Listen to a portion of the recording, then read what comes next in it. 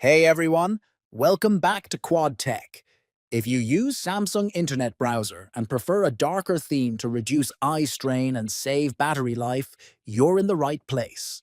In this video, I'll show you how to enable dark mode in just a few simple steps. Let's get started.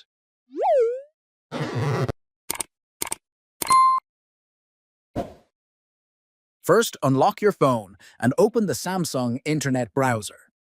Look at the bottom right corner of the screen. You'll see three horizontal lines, then select Settings. Now scroll down and find Web Page View and Scrolling. Tap on it and you'll see the Dark Mode option. Click it and simply toggle it on, and your browser will instantly switch to a darker theme. And that's it. Now you can browse the web in dark mode using Samsung Internet Browser.